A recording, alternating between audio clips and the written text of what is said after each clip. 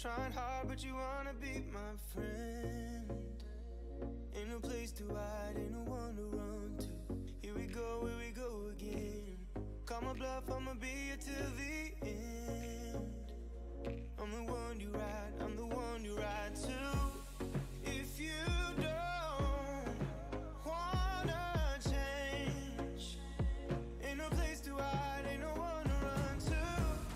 If you don't wanna change, I can help you out, I can help you out, I can help you out, I can help you out, I can help you out, I can help you out. Here we go again. Time is up and I'm calling up my friends. Ain't no wonder why, ain't no one to ride to. Here we go again. Call me up and you wanna be my friend. I'm the one you ride, I'm the one you ride to. If you don't wanna change, ain't no place to hide.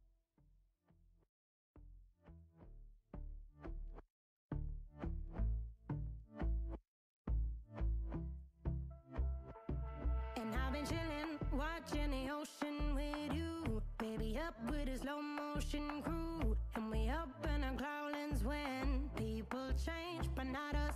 And we just chillin', kicking it, kissed by the sun. Could be soaked to the skin in the mall soon. I know she got the good vibes when seasons change, but we're the same. Even if I lost all my money, the zero runs deep, honey. And I don't need to speak a single word, 'cause you got me holding, holding. Even if my jokes aren't funny, my tongue tied up on it. And I don't need to speak a single word, 'cause you got me holding, holding.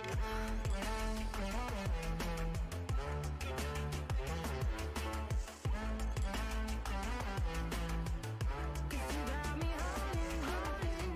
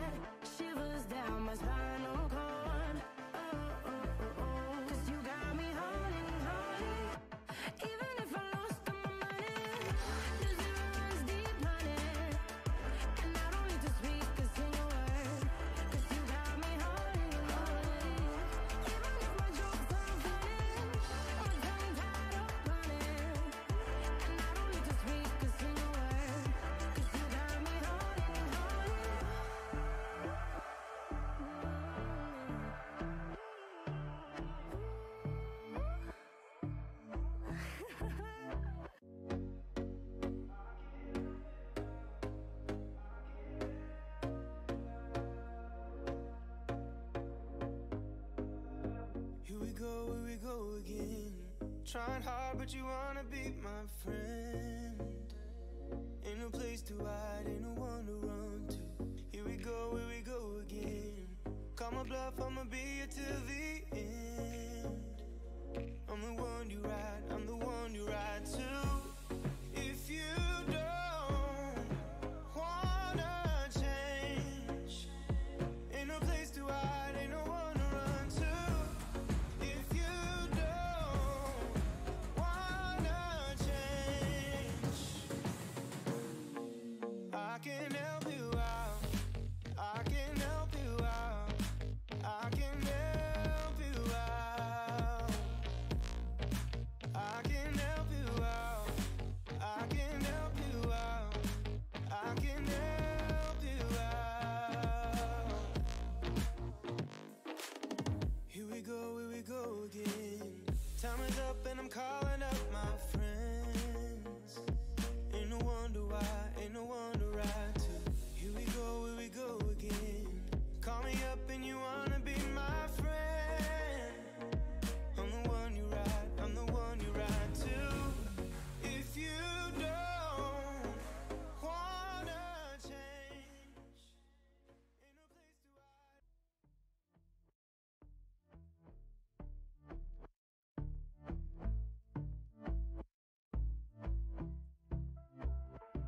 And I've been chillin', watching the ocean with you. Baby, up with a slow motion crew. And we up in our cloudlands when people change, but not us.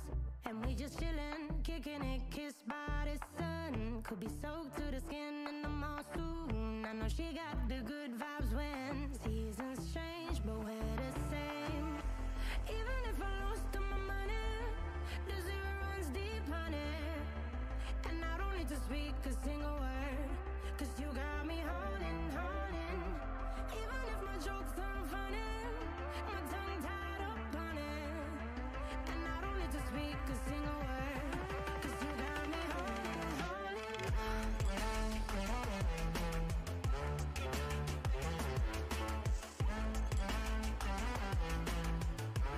you got me holding, holding.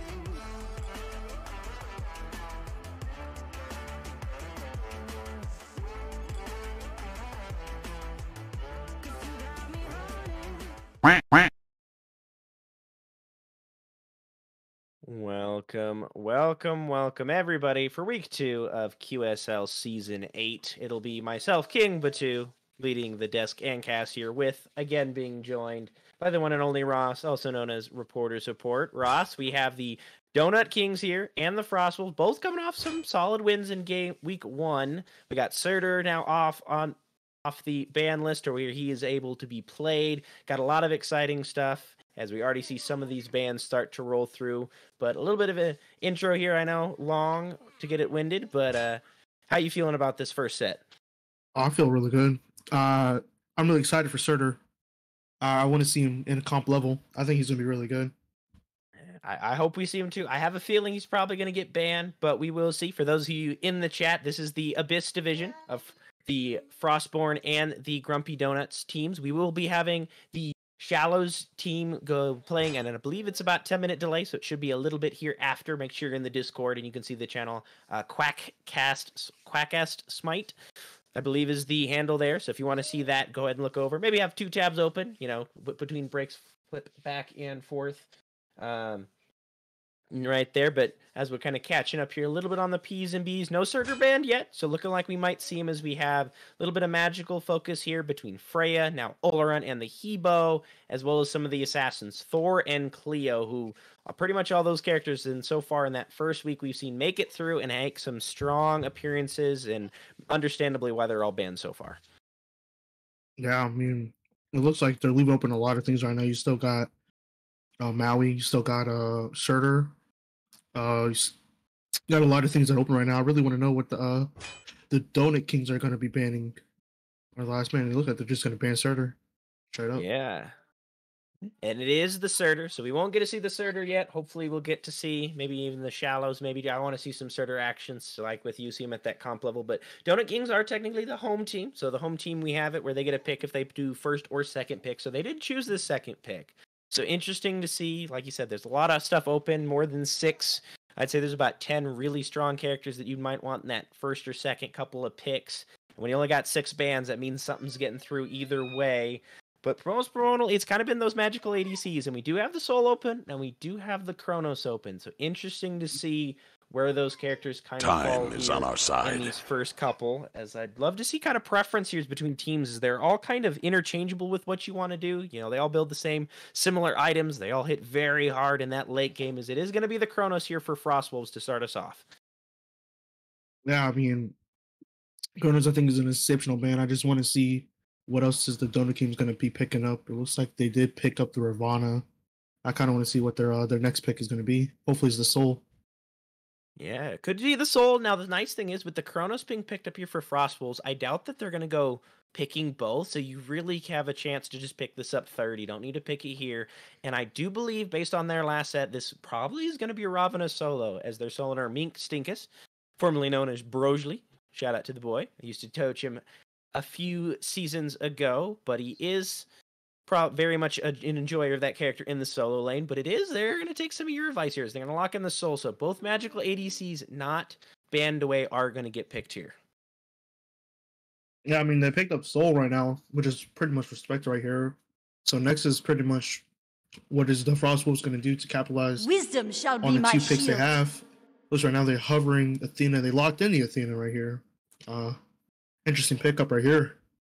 Yeah, I think I really like Athena in this season, where if you can just get a lot of damage from your mid lane mage and your ADCs, a lot of time magical ADCs, the assassins that have that strong burst, that they could really get value off this Athena taunt. And when you have gods like Agni and Kronos that not only have some great burst damage, but it is good range damage as well as some CC to follow it up, this could be really scary if the Donut Kings get behind. I mean, stop time in a way to get a safety while also having that stun that Kronos has into the Agni stun after an Athena taunt. I mean, that's a few 4 or 5 seconds that if you live through it, you don't get to play the game, period.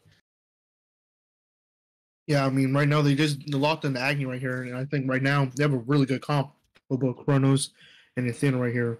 I think right now they have to just be thinking about the CC, or pretty much the explosive damage that they have done when the Athena taunts. I think right now they have to pick up for something safe.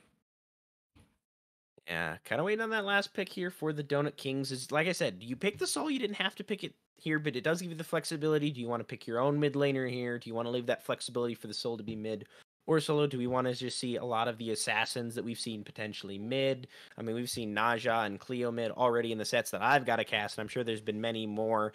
And a pick that went 26-6 the last time the Donut Kings had it, Susano, as Iba was taking their jungler, will probably be piloting this. I don't see this going in the mid lane to either Skizzy or Chubby Ostrich, who both did play in the last set. I was able to, on my own time, go back and watch. So right now it looks like we have the support, mid, and ADC for the Frostwolves. Meanwhile, on the other side, we have the jungle, ADC, and solo laners for the Donut Kings. And right off rip, we've got bans ripping off the Donut Kings, having already have their jungle ban the Fenrir and the Daji. On the other side, Frostwolves take away 2 mid laners, Tiamat and Merlin, very prominent mid laners as well. Yeah, I think right now Tiamat and Merlin are probably, I got like up there around like top 2, top 3 best mid laners right now. They are very tablet abusers right here, and I think banning away pretty much their mid laner for the Frostwolves would be pretty good. And I mean, looks like right now they're hovering to Maui, so hopefully lock it in. Pretty good pick. Big Maui fan. Oh yeah, as well. They've got no chance fun. now, Fun brother. supports. I feel like just to play mechanically, the stuff you can do, it always feels very impactful on all 4 of those abilities, especially that ult just having a massive block, especially with the corridors in Season 10 that can be blocked off very easily, gives you a lot of strength to just shut down a fight, take off an escape route. But he's not the most escapable. He has that leap that can go over the wall, but if you get caught on that, not able to create some distance, it can be a little scary if you do get behind. But so many characters in that way we see very successful, because a lot of times you do your best to just make sure you keep impactful, you don't end up behind. And speaking of characters that are impactful, not behind, we have the Bastet and the Guan Yu, which seems like we have a pretty set forward here draft from the Frostwolves. Bastet jungle, Guan Yu solo, and a lot of dive and a lot of aggressive CC here from the Frostwolves. Yeah, I mean, right now, I really love this matchup to the Guan Yu. I think he's going to go against Ravana, which is pretty good. I think Guan Yu beats Ravana, which is really good. And I think right now, I just love Frostwolves' comp more than I love the Donut King's comp. Yeah, they both have very strong comps here, but I do believe with the Scylla lock-in, I don't think it's gonna beat, but it is gonna at least give them a lot of late game pressure to attempt to match. Because I feel like this Frostwolves, while they do have a lot of this snowball early, I mean, I think any draft with double assassin is always gonna have that mid-game pressure.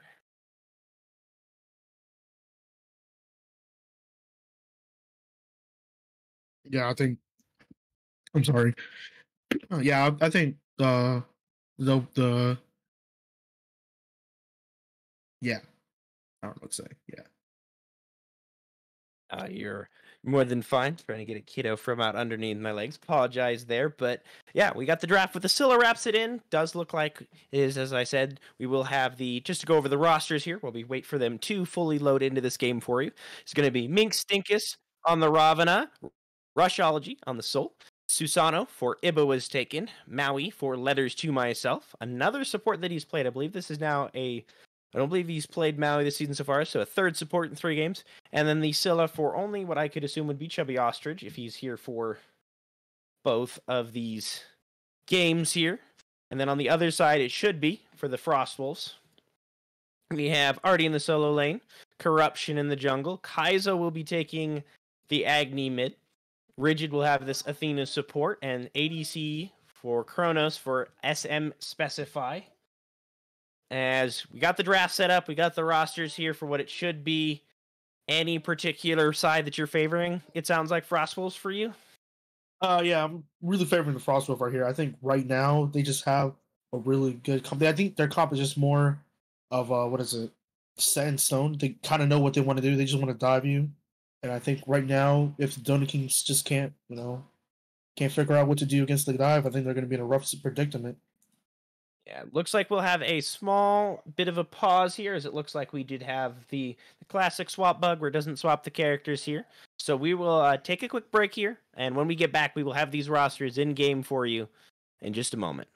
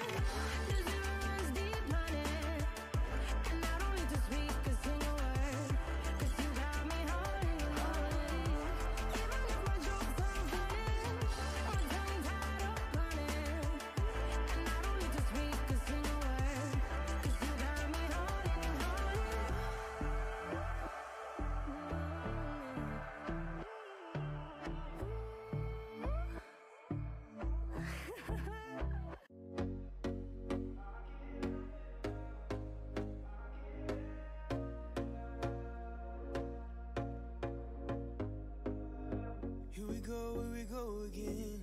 Trying hard, but you wanna be my friend.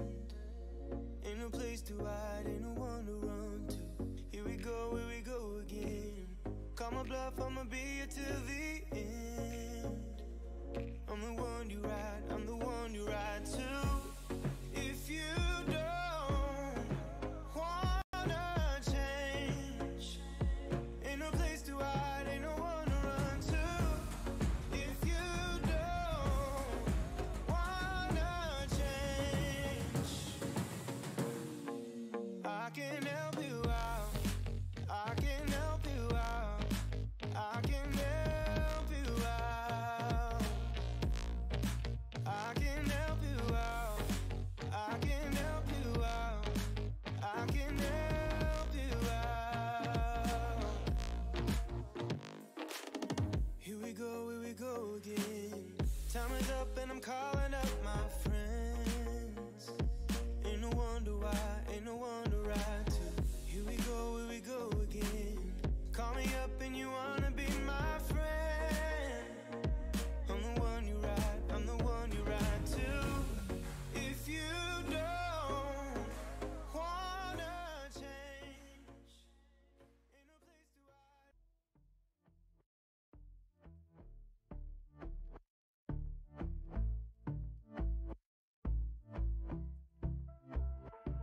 And I've been chillin', watching the ocean with you. Baby, up with a slow motion crew. And we up in our cloudlands when people change, but not us.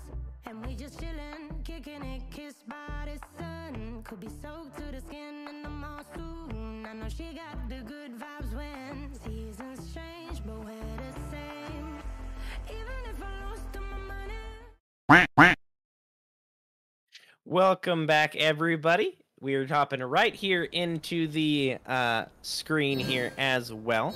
And as you'll notice, you will see 2 1s in the death column for Donut Kings already, as some assists go to Artie, aka Evan the Gay Weeb here on the Guan Yu, as well as the man SM specified on the Kronos, as the mid laner Chubby Ostrich and Mink Stinkus, the solo laner, decided to die under mid T1, as there was no pause, so I'd have to only think that this was a strategic measure or some sort of message that they want to say will give you free assists to start the game. I can't tell which.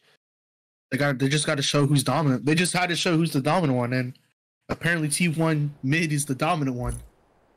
I mean, you know, initially in my head, I was thinking that maybe they had an E-set that I missed in the draft, you know, to stack that passive on, you know, the team deaths and whatnot. But alas, there is no E-set, so that cannot be the case. But we'll have to see. Maybe we get an interview after the game on either team's thoughts. But regardless, we start off the game pretty much in the Frostwolves' favor, if you want to get super technical, with assists on the side lanes. However, it is just an assist, no first blood gold awarded yet, as we do see the duo lane reach here. Pretty similar starts, mirroring both sides. We do see the junglers, one going towards mid and the other going towards the back camps. For those of you who might be in the Discord, Corruption, team captain here, Burger Boy 18 on the Bastet is the other name you might not recognize the go over, as well as we've talked about. Ibel is taken on this Susano, and one thing to get a Susano, a very strong god, especially a late game assassin, as we see Specify already having to drop the beads here from the Maui leap of letters, is Kaizo running around the jungle. Not sure if a whole lot will come of it, as some damage traded here. We do get the blink from Burger Boy. The crush doesn't hit, and Ibel will take a lot of damage with the root. And Frostwolves will actually get the first blood there with the kill onto Kaizo onto Iba, as well as Chubby Ostrich will have his second death of the game, believe it or not, as a double kill for Burger Boy 18 and the Frostwolves. So already a strong start, although it might be a kill back. The med is used here and should stall this out, as there are still minions here. Specify that med putting in huge work. The taunt will get the beads from Rushology. The stun will hit Specify, and that should be enough to get him out. But can he get himself out? Yes, the wave was there, and Ross, you were there to help me cast the first set of the season in Shallows, and a lot more action already as Bridget dashes back in. Rush getting dove under tower, but the Disapparate should keep him alive. Burger Boy barely able to survive that tower shot in 2 minutes and 2 kills and 4 deaths. I don't know how the math works on that, but that's where we are in our set so far today. It's just been so much fighting. You got pretty much the fighting in the jungle, all the way into the right harpies, and then all the way you see in dual lane, they're about to fighting, and then they're just, like one person was about to die, and then he was safe under C1, and the Brissette was just like, let's see if I can test the waters, and it was almost there. It was almost there. As we have this blue buff here on the order side for Frostwolves come back up, and Iba was here, but he's a level down and not in the right spot as Burger Boy just needs 2 more autos. There we go. The auto cancel will get it. I don't know if he's going to be able to live here, though. Low HP. He should be able to get out. Yes, he will get out. And now Evan Mink Stinkus is not going to make it out in his favor. That is now 4 kills here, all for the Frostwolves. So the 2 deaths to tower, for whatever strategy it might have been, doesn't seem to have affected the Frostwolves any way negatively, as now that is 2 and 2 deaths for across the board Mink Stinkus, Iba, and Chubby. And honestly, this seems to be this mid 3v3 for both teams, the Donut Kings and the Frostwolves. Seems to be their strength, and honestly, both these junglers, very strong, but it seems to be all for the Frostwolves right now. Maybe a little bit of pressure for the Donut Kings in duo, as we did see a couple of relic timers go down, Specified just now getting his beads back up. But it is seem to be pretty much even over here as of right now. No deaths to spill in the dual lane, which is the only lane that has no deaths so far, as Rush will get taunted in here by Rigid. A lot of damage. The double stun by Letters. Beautifully done to get his ADC out. Gets the grab on Specify, who's trying to get the damage, but doesn't quite have it this early on in the game. Only Book and Sands of Time starter here as far as his build. As they look for the purple, it's not there. They will go for the shield buff. Oh my god! No! Yo, he's insane. He's insane. Oh my god! If we'll launch over the wall with that new Bastet ultimate.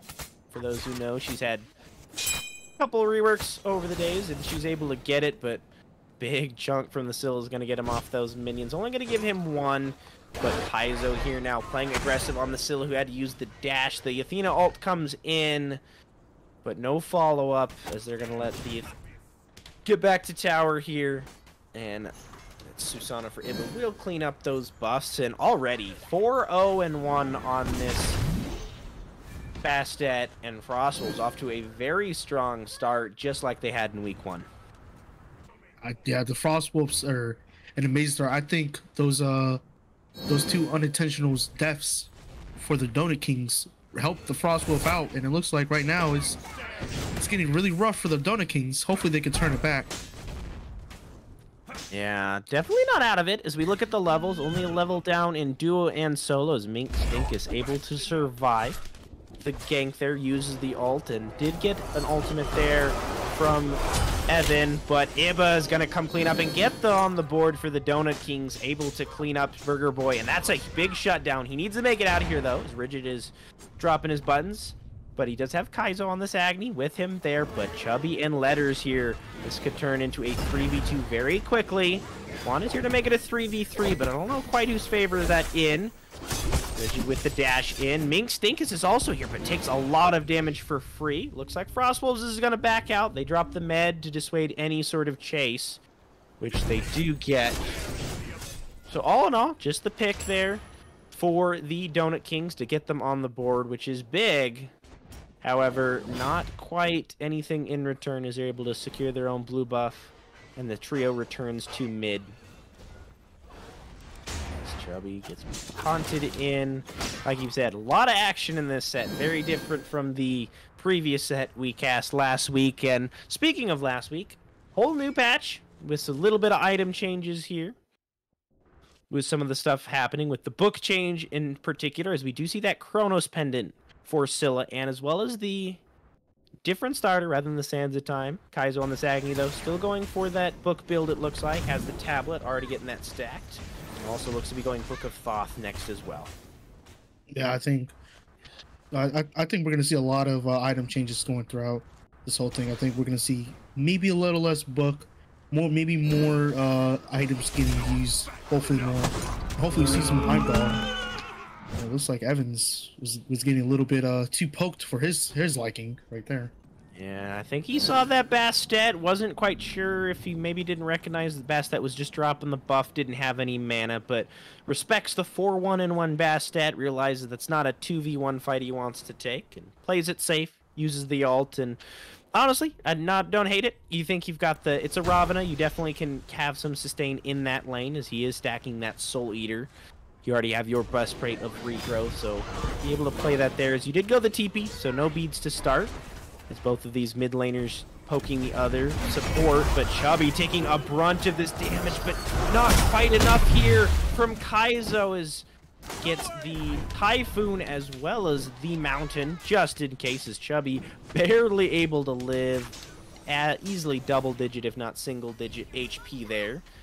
He's gonna hop over here to see some 80 trades, as Specify gets the rewind off just in time, as that Stellar Burst launch not able to connect in there. Good juke back is a little bit dangerous here from Specified. He does have his teammates rotating in first, but there are a lot of people on the side of the map, and no ult, quarter HP, and he does not have the same sustain as Soul does. I'm sorry. Yeah, it was almost really rough for the Soul right here. It looked like he was taking the 1v1, and it looked like he was about to win too. It looks like Birdboy is trying to get active out these streets. Just jumping on the taunt. The double taunt into the leap from Burger Boy gets a lot of damage. He uses the ult for the CC immunity and grabs Ibba. I didn't think it hit him. I couldn't quite tell if the Susano has to dip. They do have the numbers advantages. They already trapped Chubby, but the blink out from Ibba should keep him safe. But that does leave letters to the dogs, or should I say the cat. Burger Boy getting his 6th kill of the match as they drop back to Gold Furia's 4. They do need to be careful, though. Ibba stayed, and he still has his ult. No Stellar Burst. Or, I believe that's the 2 from Soul, forgive me. But the no Soul ultimate here, as the Frostwolves are able to secure it. Ibba does drop the ult, and Burger Boy will trade his life. Not able to get that leap off. Gets pulled back, and that is a 3rd kill for Ibba. So he is keeping up, and gets another shutdown, I believe, from Burger Boy. Definitely a smaller one that time, but both of Burger Boy's deaths have come at the hands of Ibba, so good to see the jungler bounce back, especially after the start they had. The rest of the map, not quite looking so in favor as far as the KDAs go. Again, if you just joined us, we had not 1 but 2 of the Donut Kings die to the tower before minions spawned, so we do see a total of 9 deaths versus the 7 kills that Frostwolves have obtained, but as we start seeing some of these second items go through, Gold Fury goes down. Frostwolves now finally starting to materialize a lead. Yeah, it looks like Frostwolf is about to try to snowball at this. Donut Kings need to find a way to just stop the bleeding right now. Hopefully they can stop the bleeding with Susano being the only kill participant, or only one getting the kills on Donut Kings. Someone needs to get a kill. Yeah, they need a little bit, but as far as the actual levels go, Ibba now with about a half level to a level up on Burger Boy, which is not something you want to see on your 6-2 in 1 Bastet, granted. Trying to get that Transcendence finish. Meanwhile, on the other side, Jotun's Hydras, so a little bit more of a immediate power spike build here for Ibba. With that being said, Burger Boy almost got his stacked. His rush, though, needs to be careful. It does drop that ultimate down, but the rewind out from Specify will get him out of there. Bridget on this Athena, trying to juke as much damage as possible. As meanwhile, on the other side, a solo kill here for Evan.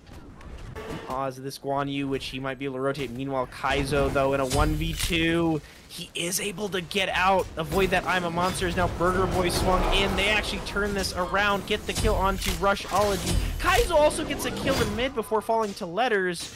Back and forth here is now Ibba will be able to get out, as the Guan Yu, though, comes after the solo kill. Looks like he was able to back and get a full item Glad Shield, and that was a big difference there in that lane. And then he was able to work with Kaizo and clean up Chubby Ostrich on this Scylla, and also almost get the support. Does cost him Kaizo on this Agni in mid, as well, but 2-2 and 4 looks a lot better than 0-4 and 2, and about a half level lead in XP as well.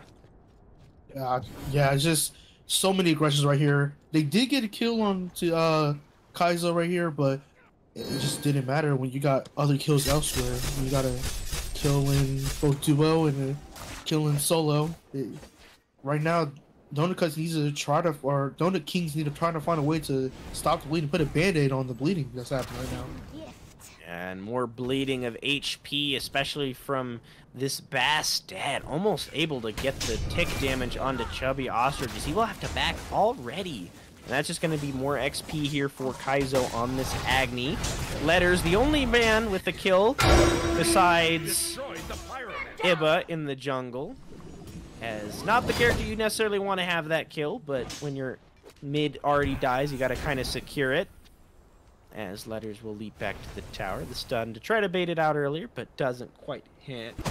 As, yeah, like you mentioned, a lot of deaths are all around here on the map, and if we look at the builds, they're just honestly in favor, other than Kaizo, who's still doing his stacks of Tablet, as well as Thoth, so a little bit spike happening there versus the Scylla, but a level and a half, 2-level lead kind of makes up for that, and, you know, other than jungle, pretty much favoring an XP or items across the board here for the Frostwolves. Yeah, Frostwolves are just kind of ahead. I do hope that maybe Susano could just try to get something in and try to hopefully turn the ties and get the Scylla online as soon as possible. I think Scylla late game is a lot better than Agni late game. And the problem right now is the biggest gap as far as just farm, as it is only about a level and a half level, is your jungle and mid. And if you look at the lanes as a Susano, you've got the Chronos, who can rewind, get a full HP bar again, as well as he has that 3 for that self-peel stun. The one that when you're on top of him as Assassin is very easy for him to hit. Very hard gankable lane. On the other side, Guan Yu has not only a heal, but he has that ultimate that just gets him so far out of danger that it's very hard to gank these side lanes. So when your best lane to try to gank is the one you're behind in, it's not very easy to put that pressure anywhere on the map. You kind of have to play this counter-engage game. Meanwhile, counter-engage might not be an option here as the Frostwolves get the Primal Fury. They do get the Maui Island to pull people in, but no kills as of yet. Finally, Letter gets one down. Chubby taking a lot of damage from Kaizo, and he will have to dip out again, almost falling. The HP bar has to have been double digits a couple of times. But meanwhile, Iba is going to blink in, try to get Kaizo, but Kaizo still has active. The Typhoon will not be enough, and on the horse goes Guan to set up the stun. And Evan will get himself his second kill of this match. And poor Letters, pad timing, trying to get in here to help his jungler out, is just going to have to leave. As his ADC trying to see if he can keep his mid alive. And he will eventually fall to Evan. 3-0-3 on this Guan. As Rush able to secure his buff. But all in all, I think a big win for the Frostwolves. You get a couple of kills. The only deaths you lose are for the enemy support. You get a Gold Fury with that T1 tower that they just grouped up for in mid. You get some staggered death. It's starting to get very scary for these Donut Kings as Chubby Ninja will fall under his own T2 for the 13th kill for the Frostwolves, 15th death for the Donut Kings. That's so much aggression. I thought that, maybe they were going to secure it, but when they didn't secure it, I thought, okay, they got it straight on the set, and I thought it was going to be, it's not ideal, but, you know, it is something to get at least a little present from it, but it just went from good to worse in a matter of seconds. You had both the Scylla die, both the, I think Susano died as well, but, oh no, not Susano, Maui died, and it was just going downhill for the Donut Kings right there. Levels aren't terrible. There are definitely some gaps. Looks like a level in the side lanes for both support, ADC, and solo, and then a big 2-level gap there in mid. But we saw it there a little bit by our wonderful observer, Cabbage, is that the top 5, as far as gold net worth as well as gold per minute are all on the Frostwolves. See it there? It's a little bit spawned there, but look, 1 gold between the support and then the top 2 for the Donut Kings. Essentially even at best, where you just have across the board more gold in your pockets, more levels that you have pretty much across the board with, as well as Letters has had to go on this Magai's bubble to just try to be able to secure these kills, keep the CC off of them. And just looking at these builds, already got a glyph there for Evan. Give him some more magic prots, some item advantages there is another objective for the Frostwolves as they get their second Pyromancer of the match. Yeah, it's looking like the bleeding is going horrendous. You need a bigger advantage, Donut Kings. It's like it's getting out of control at this point. Yeah, not quite get to see you materialize too much of this Gold Eaters. Burger Boys is going to rotate around the blink after the Scylla. Scylla is in that I'm a monster, and she's not even going to get it off as the Bastet gets another slash in. More bleeding for this mid laner. 0-6 and 3 for Chubby. As we do see Specify get the Athena over. Siren is right, and that's what Rush needs to be feeling right now as he's about to be kill number 15. Rigid gets on the board, not allowing his ADC to get a kill yet, as there is just absolute domination across the map. Burger Boy does need to be careful. That is his lead, but the nice stun and the Typhoon doesn't hit. Means that Iba will need to back out. He does the blink after he does the Typhoon. Oh no. A little bit misclick of those abilities, so he will have to go. And Kaizo's at the back camps just to bully the support. The T2's still up, but he is not scared. He's got a Guan heal. He's got Soul Gem. He can absolutely keep bullying. And Agni's not a very fun character from behind, especially when you are playing into a Ravana that basically can immune all of your CC and all of your damage. It means nothing. But when you are that far ahead, it is very hard to get that off. As Frostwolves will get a Gold Fury. Minkstinkus is here, but he is going to have to Mystic Rush away. And I don't know if that's going to get him to safety. And Will with a beautiful bubble there. Nice little teleport. And this fight's not going terrible here, but Burger Boy is on Chubby Ostrich. Meanwhile, Rigid on 1 HP, but Kaizo will get the first blood. Iba gets 1. Evan is low.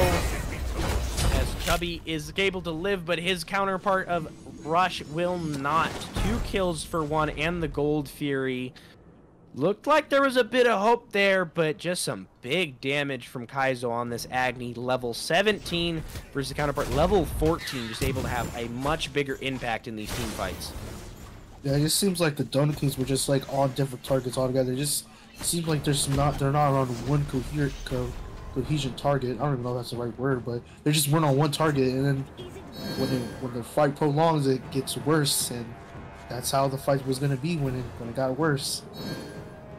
Yeah, Burger Boy almost giving a free death back, dying to that tower, but lives with 1 HP.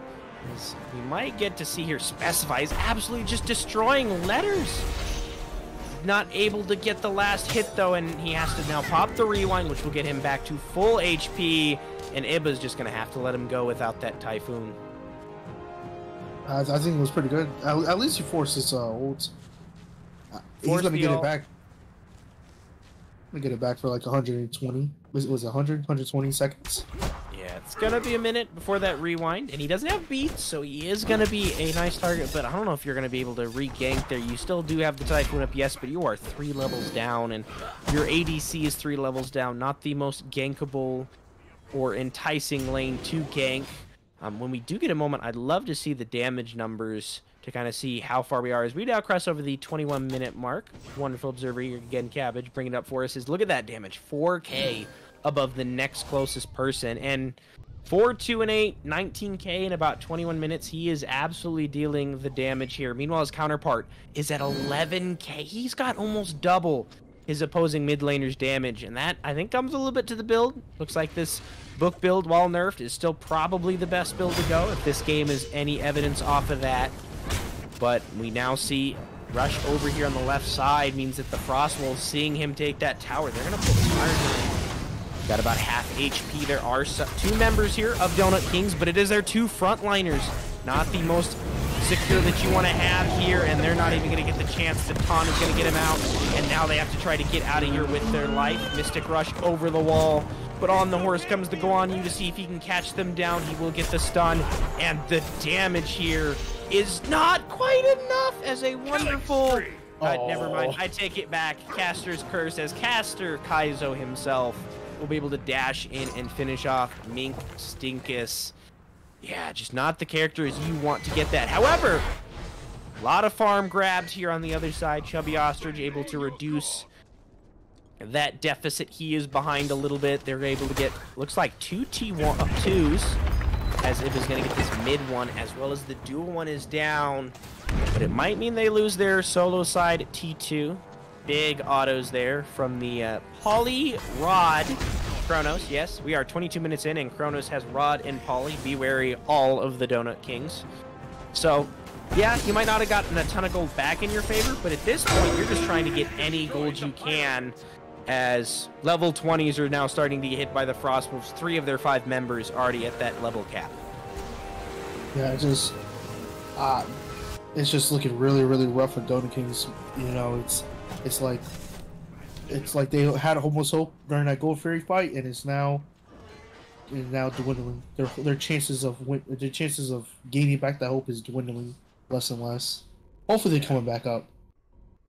Relic Dagger here picked up for Letters to Myself on the Maui, which I think is a nice move, as he does have the shell and the med completely upgraded, so to be able to use those as much as you can. And when a game like this is a support, when you can only peel so much, making sure you have those up as often as possible is about the best you can do. He's level 15, not the tankiest. He's got to make sure he and his allies live and get off as much damage as possible, as Iba finally is able to hit that level 20. Meanwhile, on the other side, though, Sands of Time finish for both ADC and mid laner. Bluestone for the jungle Burger Boy, as well as Evan. And interesting to see, I know we did see Heroism get a nerf, but Compassion from Rigid on this Athena, as they are grouped as 4 down this mid lane. Looks like they might be doing a siege here, but they don't have their jungle, as he is pushing up that wave in the long lane. So we might be seeing here a Phoenix siege. Not too much longer on this FG here, though, so might not have more than 1, maybe 2 waves to try to siege here.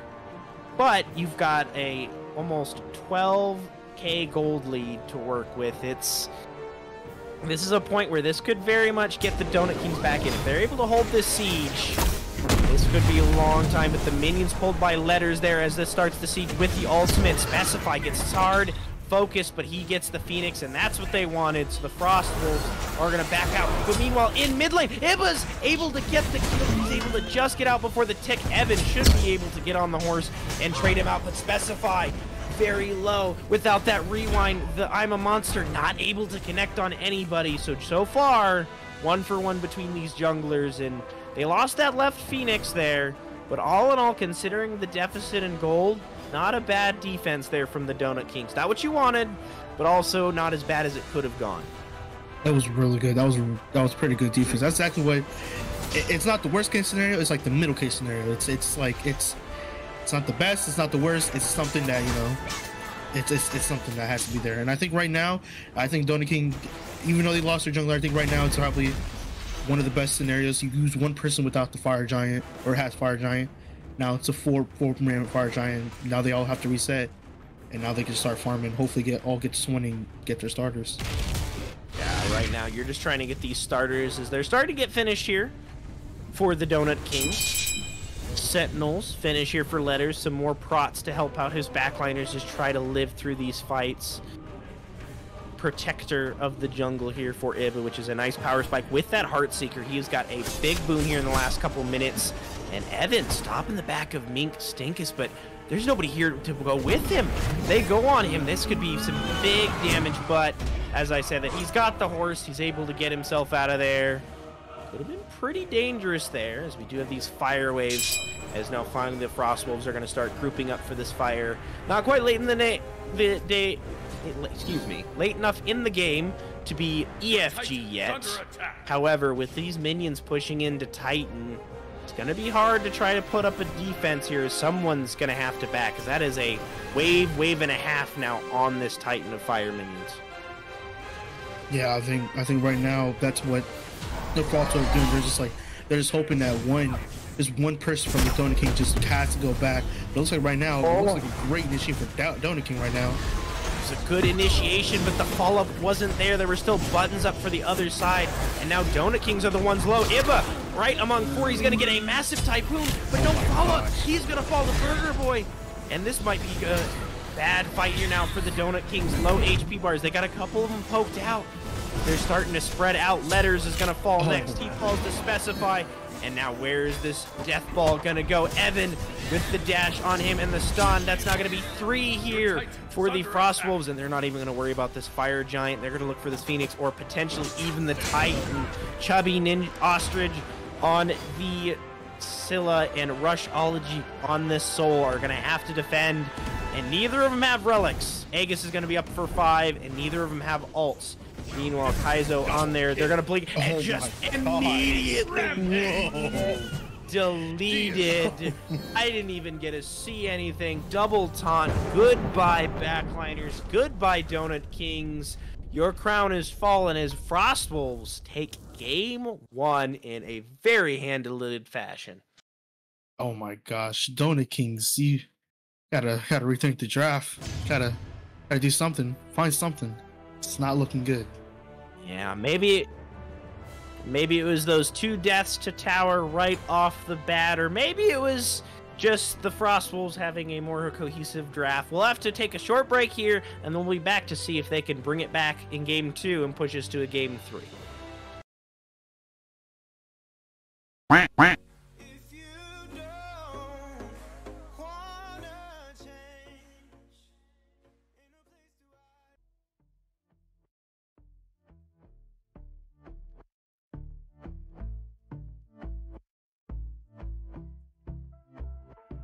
And I've been chillin', watching the ocean with you. Baby up with a slow motion crew. And we up in our cloudlands when people change, but not us. And we just chillin', kicking it, kissed by the sun. Could be soaked to the skin in the mall soon. I know she got the good vibes when seasons change, but we're the same. Even if I lost all my money, the zero runs deep, honey.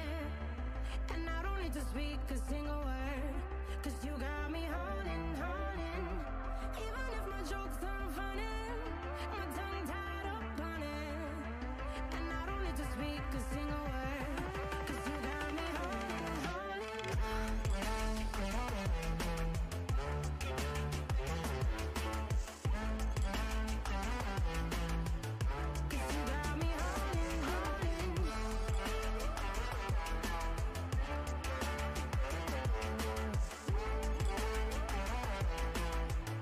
'Cause you got me holding.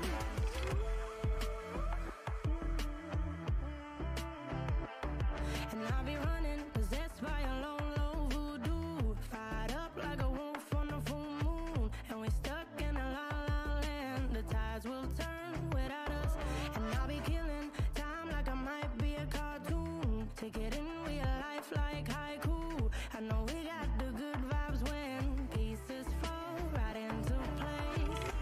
Even if I lost all my money, the zero runs deep, honey. And I don't need to speak a single word, 'cause you got me holding.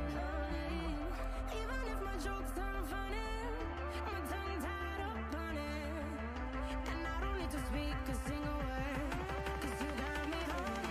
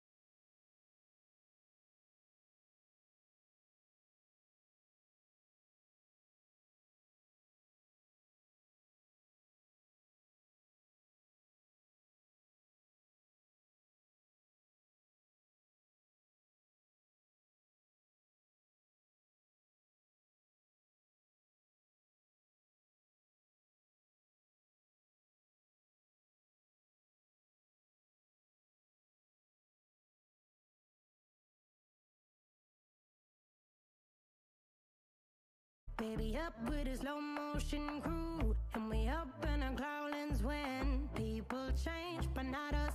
And we just chillin', kicking it, kissed by the sun. Could be soaked to the skin in the mall soon. I know she got the good vibes when seasons change, but we're the same.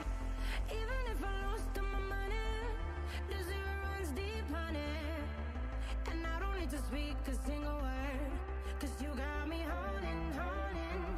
Even if my jokes aren't funny, my tongue tied up on it. And I don't need to speak a single word, 'cause you got me holding, holding.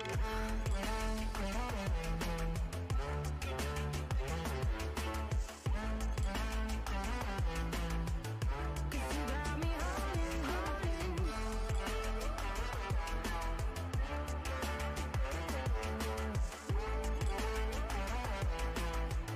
Cause you got me holding.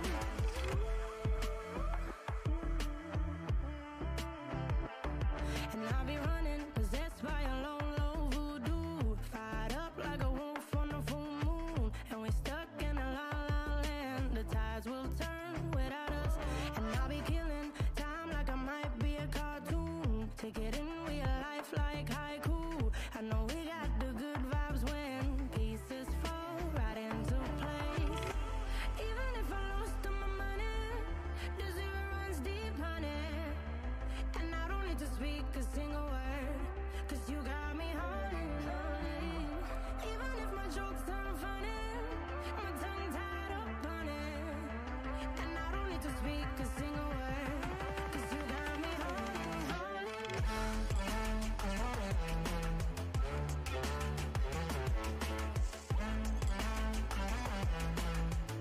'Cause you got me holding, holding.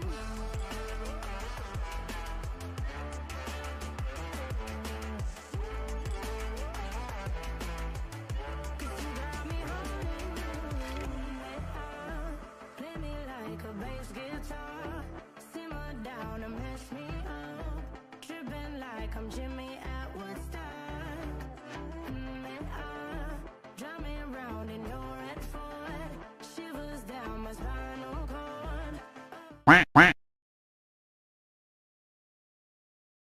Welcome back, everybody, for game 2 of week 2 of our Abyss set that we've got here for you. Again, my name is King Batu with Ross reporter support here, as we have the Frostwolves take game 1, and they will keep the first pick here. It looks like Donut King's opting for the second pick, and I don't know if it's the strategy here of taking the second pick or just God specifically or whatnot, but definitely I think we agree. Maybe need to see a little bit of a different draft or something different, as game 1 pretty favorable for the Frostwolves in very convincing fashion. Yeah, I think right now with how it is, I think we just got to see a Beset ban or a Kronos ban. I think Beset really helped them through that early game. Didn't do a lot to mid to late, but I think Kronos just did so much damage as well, both in the laning phase and in team fights as well. Yeah, well, so far, not looking like any change. And as I say that, the one pick that's different is it looks like the Donut Kings will opt for the Chronos ban. As 4 mages, 3 of them the magical ADC type, as we have Freya, Oleron, Chronos, all ban, which just leaves the Soul. Yggdrasil As will Thor burn, and the rest of you Evo with banned it! are the other two, or Thor and Cleo are banned there. And as I say that, you and I both get our wish, as because the Chronos getting banned mean that we will see a Surtur for the first time in QSL comp. As I did take a peek over at the Quack Ast Spite channel, where our Shallows for the Frostborn and Grumpy Donuts franchises are currently playing. It's in game 2, and it's looking like we're seeing game 3, so make sure you pop on over there as well. But of course, after this set, as looks like we've got... With me you all shall flourish and prosper. Cullen. Where are you Seeing going? an actual hunter class hunter come out, as we've usually been seeing the magical ADCs, but Donut Kings with the lock in there. See that the Ravana didn't quite have an impact in that first game. The Soul, same with that one. We're not so set on the magical ADCs right now. We're going to go a little bit more physical side, mix it up in both of our side lanes. Hey, I'm just excited to see Surtur. I really want to see this guy be playing comp, and I'm really excited to see this guy in comp. I now want to see a Soul. I think Soul should get picked up from the Frostwolves. I think Soul was really good. As we're looking right now, Wisdom see shall a be my Athena hover shield. right now and a Rama hover. So maybe the wishes aren't going to come true. I mean, we can always see Soul Mint. She's a very strong character, especially with just that passive of that heat to give you that attack speed and damage and all that. That she can still go a very heavy ability build and still have some absolutely massive autos for that siege. But Rama, we've been hearing, has been one of the probably the top hunters right now. And with some of the changes, some magical ADCs, we'll probably see him a little bit more in. I mean, after that first game, we didn't get to highlight too much of it specifically, but that Athena was getting taunts and relics. And then right there at the end, we just saw a taunt into an Agni Bomb and an absolute deletion of 2 backliners. So love to see that pick ran back again. But rather than the Maui, we are going to see the emoji here. So both sides with what I would assume would be their solo carries and support. So sidelines figured out. Both teams just need their jungles and their mid laners. Although I've heard that Surtur can be played in the jungle, so we'll have to see if it does go there. But with these bans, we do see that kind of getting mixed around. So far, top 3 drafts. Obviously, we saw the Frostwolves play better in Game 1, and I'm assuming you're favoring them because of the Surtur alone, but how are you feeling about these first picks for each side? I think the first pick, I think all the picks are looking really good. I am leaning more towards the Frostwolves because I do think Surtur is really OP. I mean, he just out clears any soul laner at the moment. I think his team fighting is pretty good as well.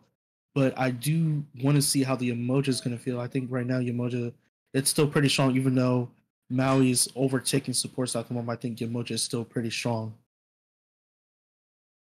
And these bans come through. All magical focus is the Hugh Wong and Agni, banned by the Donut Kings. Don't have to deal with Kaizo's Agni in this second game.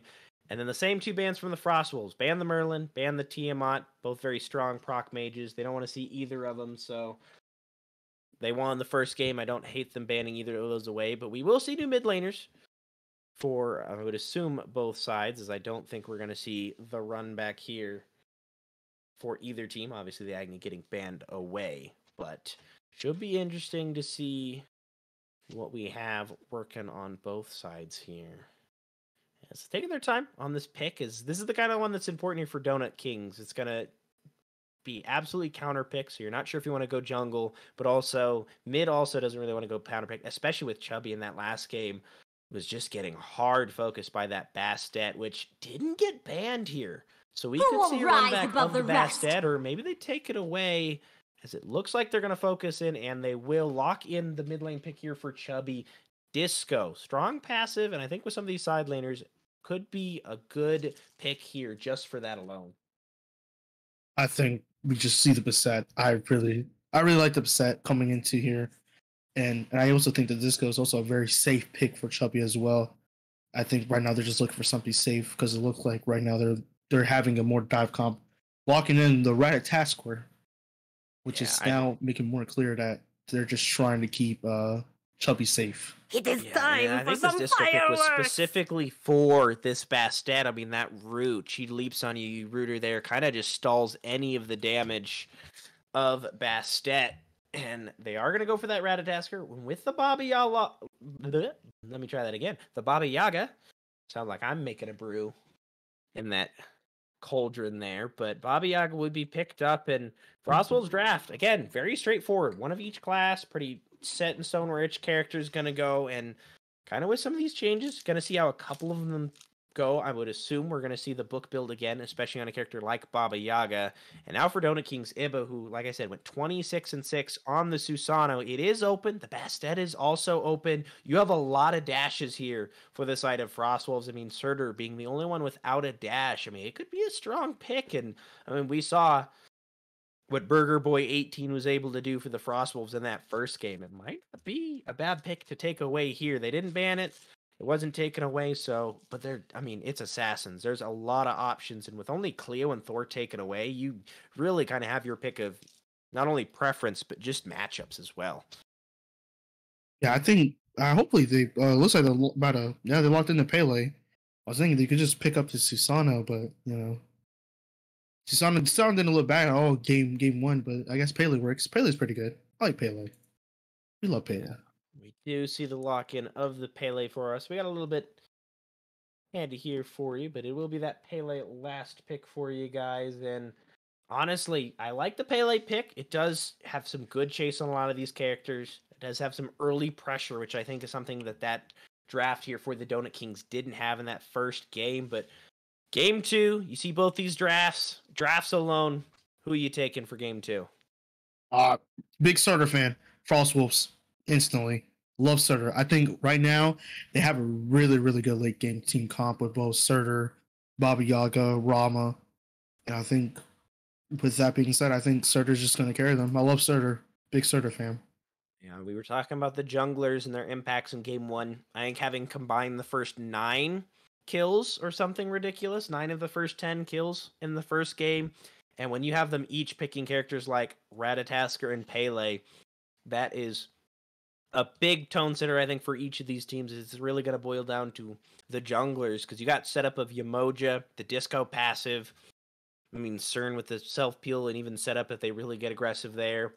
Athena taunt, Baba Yaga with the damage. A little bit more setup, I feel like, for the Donut Kings. So if it starts to be an even game going into 20, 25, 30 minutes, I think that's kind of what the Donut Cubes are hoping for, and just keep it close until that late game. And I think we were able to see a little bit late last season, but Discordia, when she gets full build, she absolutely just one-shots with the 1-2 combo. So it should be interesting to see. Love to see a game 3. Love to see a close matchup too. Is like we said, both of these teams in week 1, 2-0s and pretty favorable 2-0s each as well. Yeah, so I think... shouldn't... Go ahead. Go on. I'm sorry. I was just going to say, so should hopefully be a nice little bounce back here for if the Donut Kings are able to rally, but I think they got the pieces too. I just don't know if they have the mental after that first game, which was pretty rough. They got the mentals. I hopefully we get to a game 3, we get to see another Surtur pick up, and I get to see some more Surtur gameplay. Hopefully that's the case. But I do hope that Donut Kings do get the mental right, and they're gonna just start fragging and win game 2, and we get to see game 3. Yeah, and Surtur, not been able to play him a ton. Personally, haven't been able to play him, but just the kind of pressure he gives. He's one of those solo laners that just seems to, very much like when Gilgamesh released, just seems to live, seems to put pressure. And if you're able to just not deal with that pressure, it is a rough pick to deal with. Yeah, like I said, I hope that Surtur is just able to just do Surtur things, and I also do hope that we can see Baba Yaga just goes crazy. I haven't seen a Baba Yaga a lot. I haven't seen Baba Yaga since like really season, was it 8? It's been a while, and hopefully that this Baba Yaga shows the potential that it had before. Yeah, I've seen a couple of people that really enjoy this Baba, but like we've been talking about, the book and the tablet nerf, we'll get to see I think a great firsthand example of how that really affects, because when your whole passive is part of stacking and you have the stacking build and then that just directly gets a nerf, it's a direct character nerf. So it'll be interesting to see here, but just a few moments here. We've got them all finally loading into this lobby here for you guys. We'll have it here in just a moment. Make sure we've got no DCs, no lobby restart again. Looking here on the lobby. Yeah, looks like we got everybody in the correct gods this time, so shouldn't have to have a restart. And we will be transitioning over for game 2. Again, Donut Kings got to make the comeback here. We are already, we'll be hopping in right now, is looking immediately. No real specific builds going out. Is the one thing I will say is we see Chubby not changing starter, but it does look like he is going to be tapping into that book build here for game 2.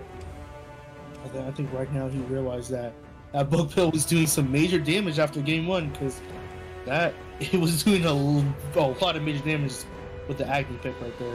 And I think right now he's just going to accept the fact that this is a book build. This is a book meta. And I'm just going to have to go with the flow. Is still going for that conduit, though, so a little bit of that true damage for the early crew, which might just be a little more god-specific. Disco, not the greatest those first couple of levels. Baba Yaga, while also not there, I think she needs that cooldown a little bit more, as that Disco 3, basically an insane cooldown reduction of Chronos Pendant just built into your kit, as well as being a nice little leaping escape. But interesting to see if we'll see the same starts. Looks like we will have 3 on each side for the jungle mid side.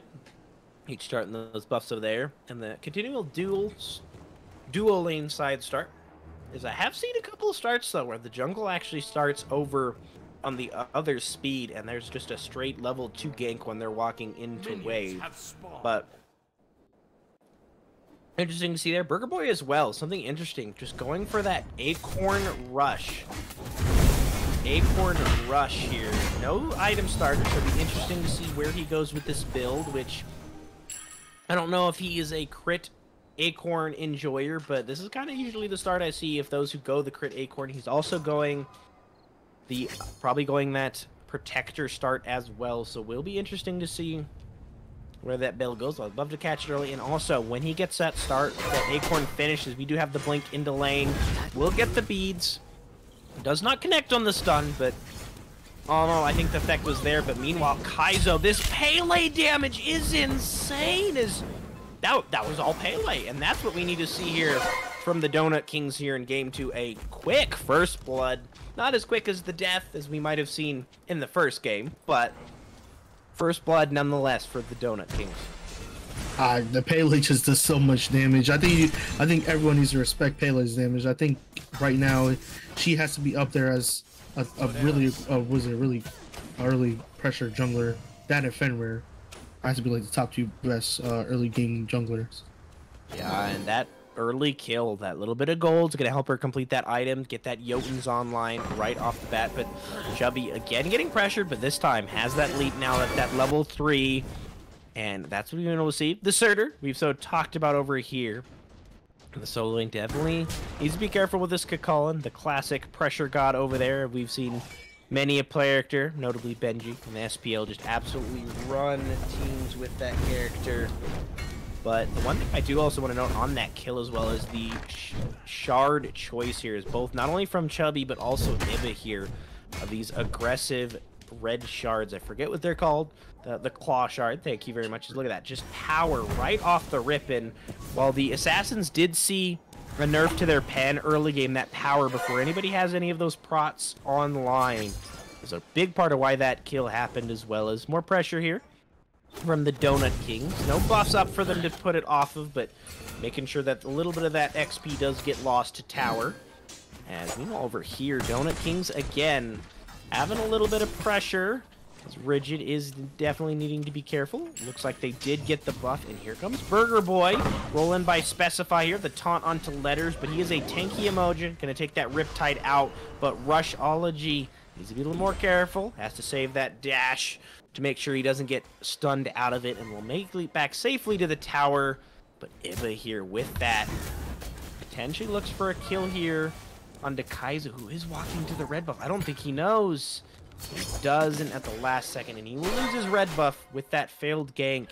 Now Iba is really going to start building this lead. Less farm not only for his opposing jungler, but more farm for himself. If he can hit this level 5 here, get a kill either on this Surtur or this Rat, or even this, again, another one onto Kaizo on this Baba Yaga, this could really start to be a nice lead, which with this draft, you've got Colin, Disco, CERN, all very aggressive picks. It's going to get really scary here, probably even scarier quicker than it did for the Donut Kings in that first game. Yeah, I think right now, I think the Tate's Katado's going to, I think the whole story might be reversed from game 1 if this Pele just gets online a lot faster than what they were doing last game. And hopefully she can do it. I think she has the potential to do it right now. She just did hit level 5, so I expect her to get active out either in both solo or in duo. Yeah, gonna get back and get that first item. Also thanks to that first blood gold. Rat will not have to back for his, so it'll be interesting if we see that time here. He is hovering here over on the duo side, and he does have the ultimate. And the opposing lane opponents don't have theirs, just now ticking over to level 5, but looks like they're just going to go for this neutral buff here, get a little bit more farm this way as a team, try to get that finished Acorn up, as it looks like he is buying it now. The classic just freeze frame, and it is the ability Acorns. It doesn't look like we'll get to see the crit rat here this game. Sad for me to say, but might be seeing it on the Ratataster as the additional damage from that Thistlethorn Acorn here is. After that first blood, been pretty even game. A little bit of a chess back and forth of these buffs and whatnot. Specify the rollout right one-on-one, but he knows that he's got that Athena ult behind him. Taunt is probably just going to get the beads, as it will get the beads from Rush. As both the junglers meet in the jungle. Iba not getting the best of this trade to start, but that 3 from Pele just gives you so much more damage in that 1v1 is items starting to get finished here across the board. Kaizo not quite finished his, but Book already started to be stacked here for Chubby. Contagion on the Skakullen just to give him some more pressure over here. The Prophetic Cloak from Letters. And then Rush, the only one to not back for his item quite yet. I mean, on the other side, Tablet just now finished for Kaizo coming out of Vase. Prophetic for Rigid as well. Was able to pop back in with that Athena ult, but a lot of pressure being forced his way as he gets that Disco Apple. The ults from both the Emoja Riptides as well as that Volcanic Lightning from the Pele, but here comes Rat down off of that tree. The house for Kaizo as well, but just the jungle pathing not the best there. Now Burger Boy gonna get low from Iba, who takes a choke there from this Baba Yaga, but gives a lot more damage in return. As looks like we do have a buff invade here from Mink. Stinkus just able to bully the Surtur.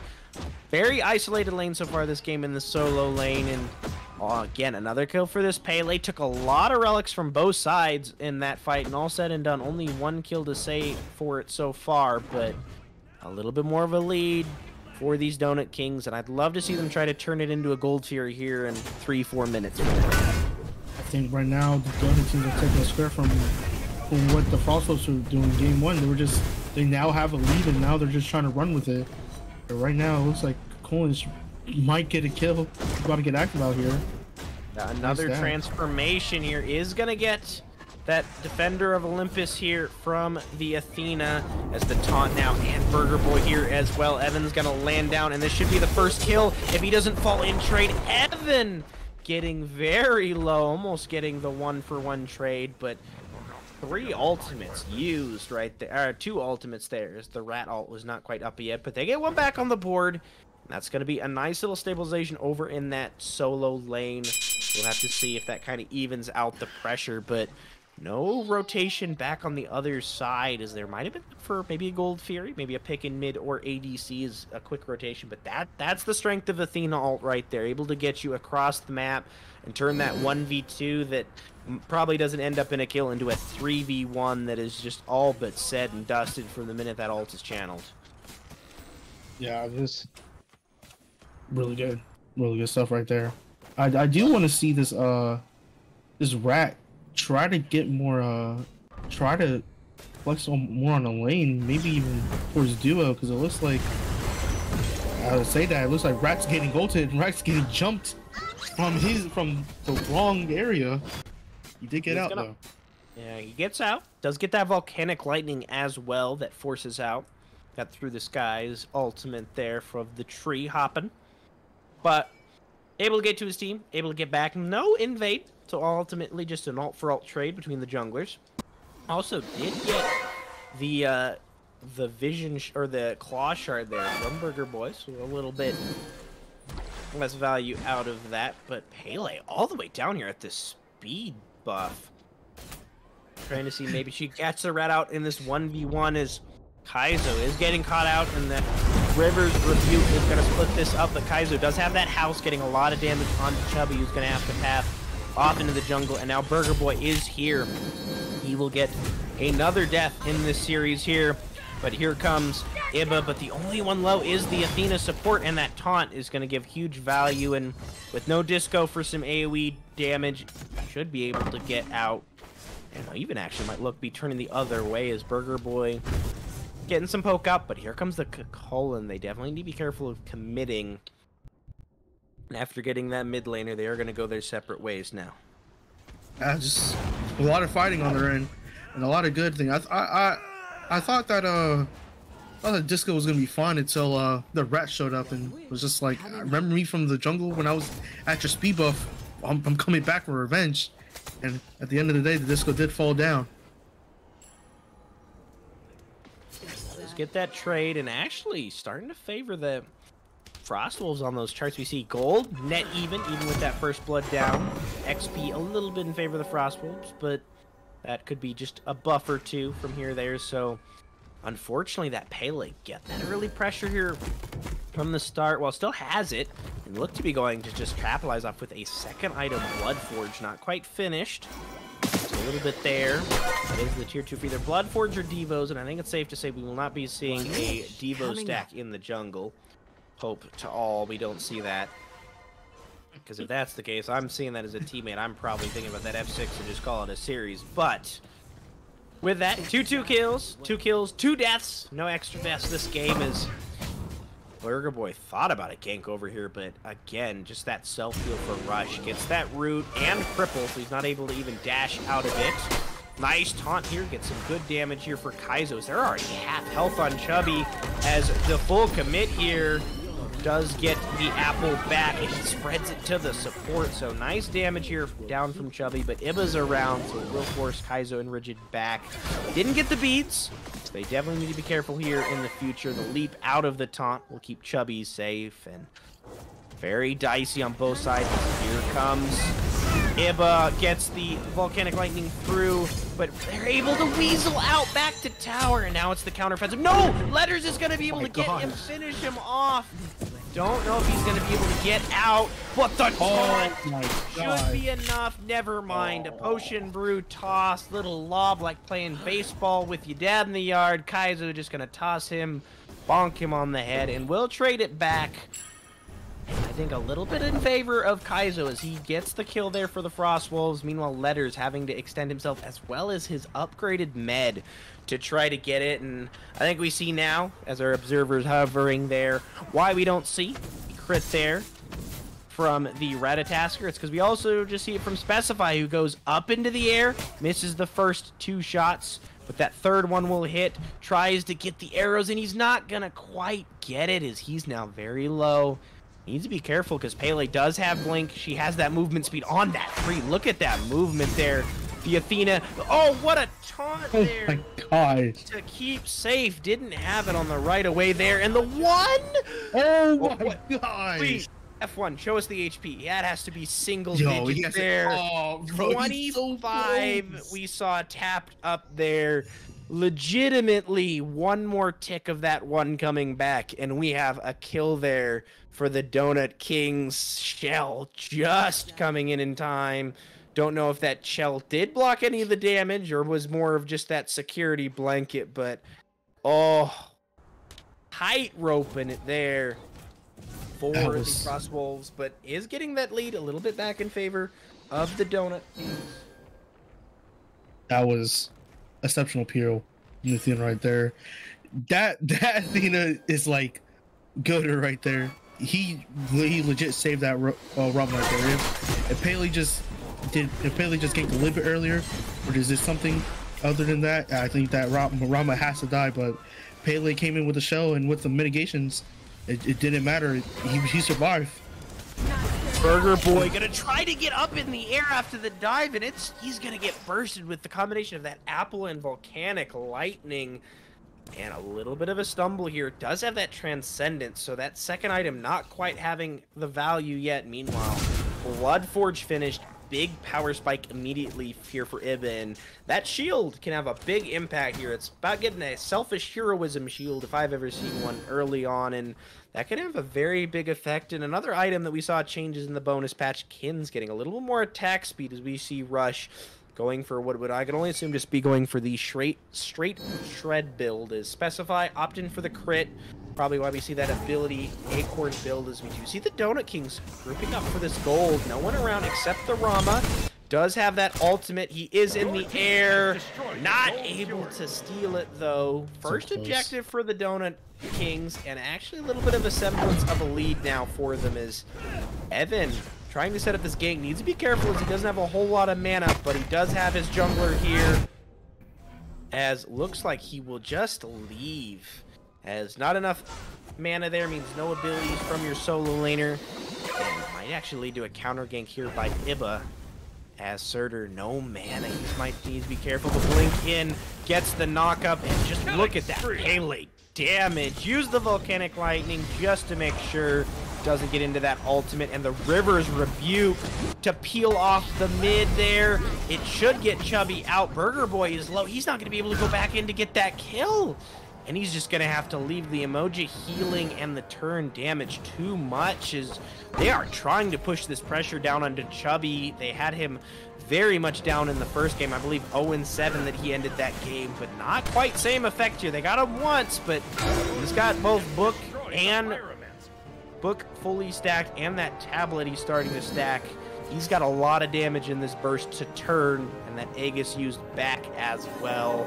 Despite being nerfed, still very strong items that we've seen in this set, and a Pyromancer off the back end is just going to continue to keep this lead up as another gank here for Ibis. Looks like over onto Donut Kings. Doesn't have that Volcanic Lightning back quite yet, so we'll have to see if it's as successful, and Evan should have the mana to get his own ultimate out of here as well. As, yeah, he's going to channel that immediately, use that get out of jail free card, but he needs to be careful now. No TP, and Iba didn't even have his ult. He could just regank here in a few seconds. Give him a minute. He's got 60 seconds on those. That blink might just come right back as well, but 5 kills to 3 Donut Kings. About a 2k gold lead right now. No real objectives on the map, but we're going to start to get those third items finished across the board, and Chubby going for some cooldowns, still grabbing that Chronos. Understands he just needs to spam those buttons to keep himself alive, as even Specify has rotated over into this mid lane. They might just brute force it down this tier 1. Yeah, I think right now, and it looks like they're trying to get active on Umoja. They did get the T1 down, and it looks like right now the Donut Kings are flipping the script from game 1. They now have the lead, and now they're trying to make it to where they're going to try to snowball and try to cause the bleeding rather than get the advantage to stop the bleeding. Yeah, no Bastet in this game, but definitely some bloodshed happening regardless. Some scratching and claw fighting. But as we look at the map, 2 towers already down here for the Donut Kings. So, as we see a will get taken out there.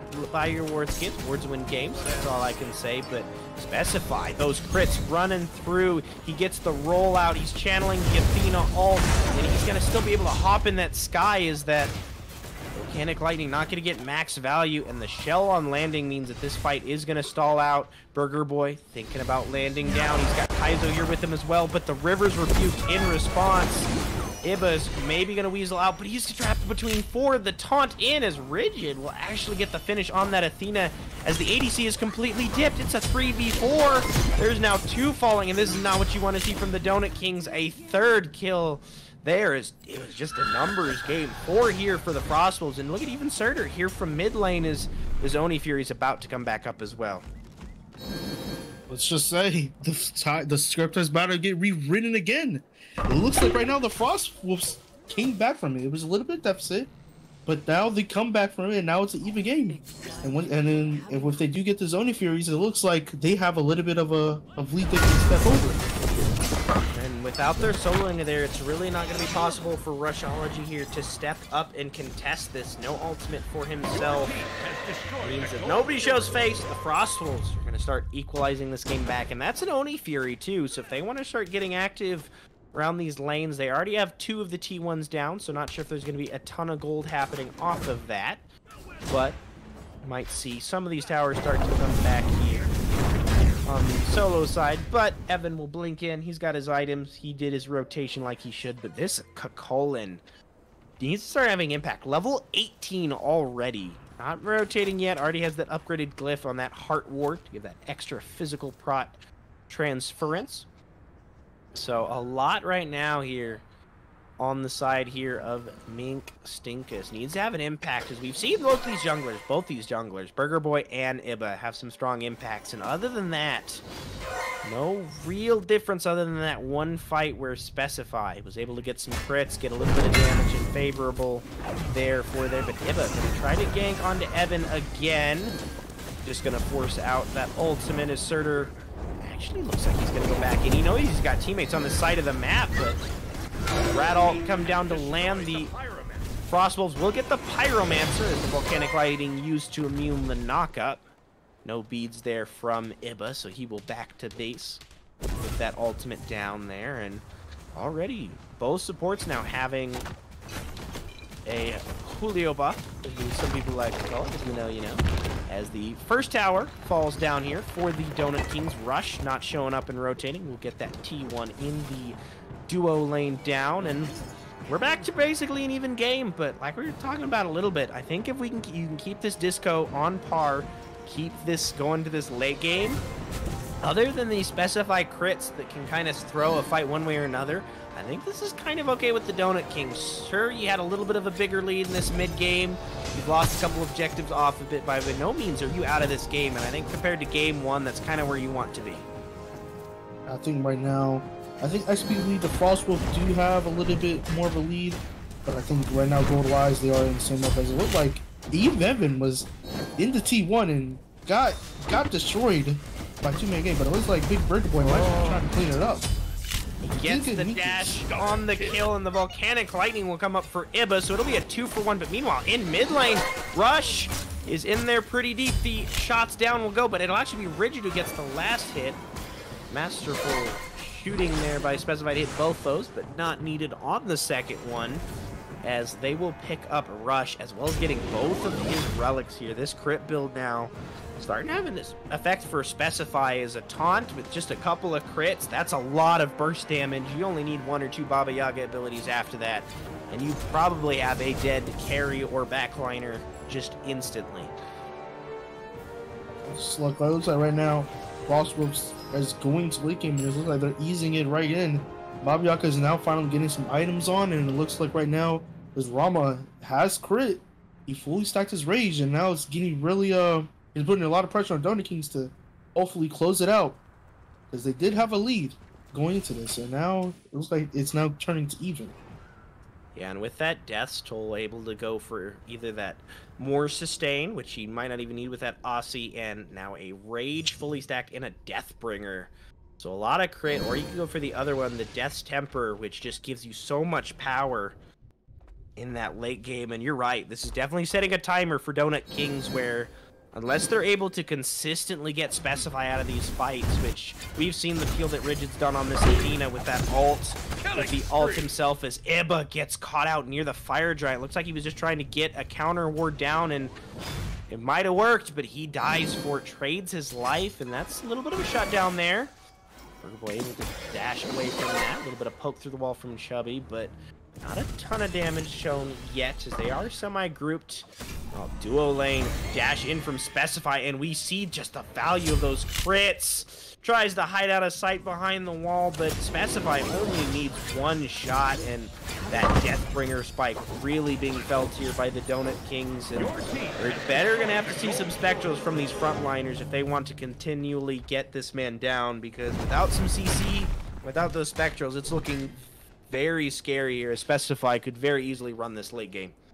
Yes, right now Specify is running the late game. I think he did 2 autos, and that pretty much almost killed the Cernanos. So you already now know what's really going on with this Rama leading late game. Yeah, and we've already started to see some of these starters. It'll be bot here, level 20s for Burger Boy and Specify, so we'll get to see which starter he's choosing for. I would assume it's going to be the Temper, because he really hasn't been focused too much once we've got out of this laning phase outside of a couple of ganks. Needs a little bit of gold too. I'll have to wait a bit to see what he gets here. But they get the Pyromancer. Another buff here now for the Frostwolves, as we'll see who picks it up. Looks like it will be Burger Boys. Now the jungle and both supports on each team, as the Magi bubble down for Letters, trying to stay alive to deal with these Athena taunts, but that getting dropped is big if they want to try to catch him out, force a fight, something along those lines. We'll have to see, but as we get this game, 4K gold lead now for the Frostwolves. The longer this game goes and the bigger this lead gets, the less and less chance we have the Donut Kings, I think, they have of forcing a game 3. Yeah, I think right now Donut King now has to just find a way to just get either this Rama CC or the Baba Yaga just CC as well, trying to get them out of a fight, make them try to just have one backliner doing the damage rather than both Baba and Rama trying to do the damage as well. I think right now it's going to be kind of tough getting the Donut King's position right now. And there we go. We see the taunt onto Letters getting poked low and almost completely burned down. The Rat will, with the help of Specify, finish him off, but Burger Boy is maybe going to trade his life. He will. Chubby able to get the ultimate out and get the finish, but Specify does get picked, and that could be big here, as Kaizo does finish off Chubby Ostrich in the back. But here's where this build from Rush absolutely shreds Rigid, almost down, and they are in enemy territory here. Mink Stinkus will finish him off, and he's going to dash after Evan, who's not there, but they realize that Kaizo's back in the back. And a bite that he should fall in. Definitely has the damage to still get, and Mink Stinkus will get the double himself. And I think there's where we see the kind of one-dimensional, maybe potentially just one-dimensional way that these Frostwolves have to fight. They taunt in the support, they burst somebody down, and then they just win off of Specify having a crit. If Specify goes down, they had nothing after that. Kaizo, sure, he trades out the mid laner, but by that point, Disco had already got enough damage out, and they're going to be pulling this fire 26 minutes in, and it is just Evan here to defend. They have the Emoji heals, and they have now the Emoji wall. Just look at the shred, just a couple autos, not the crit autos that you'll get on squishies, but just Oboe. It's just Oboe, but Burger Boy's here now. The Fire Giant here is at 10 HP. Burger Boy's just going to start poking the FG, and Frostwolves are going to get it! He's going to die for it, as well as Evan is as well, but nobody was looking at fire. He's able to just walk up and drop all of his abilities and take it. Oh my gosh. If Frostwolves just came out and robbed them blind, Donut Kings did not know what they were doing. They did not know how low the Fire Giant was, and just didn't realize us slow. And I think they just walked up and just like, I mean, we're gonna hold you there, but we're gonna get the fire as well. And that was just a major disappointment right there for the Donut Kings right there. Definitely need to be careful. This is a crit. Rama, who sells his starter, opts to grab the Kins. Always been told that you don't get Kins with crit build, but regardless, we'll have to see. Oh no, they're waiting around the corner. Looks like they were trying to set up a trap as the Wild Shape there is able to get two. They're able to get some poke, which does force back the Frostwolves, but with Evan back up and as the TP, potentially could do a re-engage. It looks like they're going to walk in late. They do walk over a ward as they're coming to, so Donut King should know that they're walking in. The taunt here by Rigid will not be able to do enough to beat the Rama. Will not steal it, and now it gets a little bit scary here. But Burger Boy is on the back on Chubby. He will get the pick there. Meanwhile, Iba and Kaizo are trading damage, but just the pools after pools. A triple kill here for Burger Boy. And oh, how the tables have turned as Mink Stinkus, the only one left, should be able to get off a back, but he needs to be careful. He might run into Kaizo. No, he's going to back just in time. And just like that, a very spread out fight, and Chubby and Rush just died before anything happened. It looked like Donut Kings just didn't know what to expect. Was a Breakboy jumped in, ulted in, and got the backline. And it looks like right now they're trying to get more blood, but a Phoenix will do satisfy their hunger. Yeah, and that's the Phoenix you want to get down. And they only have 2 Fire Giants. They technically have the Fire Giant, as they were able to get that secure there away. And they are going to not only get that Phoenix, but that tier 2 in mid, and they're just going to start sweeping across and taking all this farm as they go. 28.5 minutes here. This next Fire Giant should be enhanced by the time we go up. They're going to grab this Pyromancer, though, on the way and start pushing close from a 6K lead. We'll have to see where that ends up when this Fire Giant respawns, but now you're again Donut Kings, just like that. In a matter of a couple of minutes, you lose the Fire Giant, a Gold Fury fight goes wrong, and now you're down with a Phoenix and down just kind of where you were that first game. Sure, you're not down as much gold, but with these just state of the game, it's very much there. Is now Dawnbringer picked up new item here for Ming Stinkus to replace, forget which hammer it was, but increased movement springs and protections with your ultimate is cast, which I think is a smart move here. Colin gives him a good initiation, a very good initiation, just kind of blink in, use that ultimate, and Atalanta's bow here for rush. Give himself a little bit more pen, a little bit more attack speed. Upgraded glyph here is Iba. Taunted here by Rigid, takes quite a bit more poke than he gave, but these towers getting taken down on the other side. As Iba, is getting out. And just like that, it goes down. Kaizo is able to trade it back with and the Disco Apple is able to find Specify. He's transformed and he's gonna fall. And I think that is gonna be the good sign here for the Donut Kings, as they might have lost their jungler, but they're getting so much more after attack. Evan is gonna go back with a 3-man push, is gonna do so much. The taunt to try to stall. Gotta be careful they don't group up for this Baba Yaga damage. They are able to get out. Donut Kings does have some minions on Titan, but again, the only fight that is getting won here for the Donut Kings is when they catch Specify. And he took about 3 or 4 ultimates there for him to go down. As now Fire Giant kind of started, but they realize that all 3 members here are here. Ticks over to EFG as well, so they're gonna have to slow this down. Look to maybe have another 5v5 a little bit more handily before they can look for this objective. I don't know what happened with Burger Boy.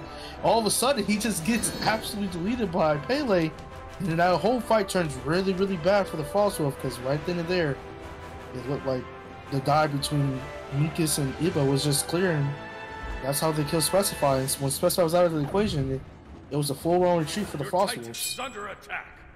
And I think that's really, again, just kind of one-dimensional for these Frost Wolves. If they don't get to initiate off this Athena taunt, poke somebody low, give somebody that Rattle can go down in on, and just look at that! Again, Burger Boy not even getting the ultimate from Volcanic Lightning from Pele, and he gets poked out. And now Kaizo's getting run at by Mink Stinkus. He's half health. He does get poked low himself, but just like that, mid laner is gone. Meanwhile, Rigid getting ran out in mid, just not grouped together. As I'm seeing this right, is Specify doing the gold? He does. He solos the Gold Fury. Silver Branch last item. Very strong on that character. Just an amazing stem that character gives on his 2. But now they need to be careful, because without Rama ult, your steal is a lot more difficult.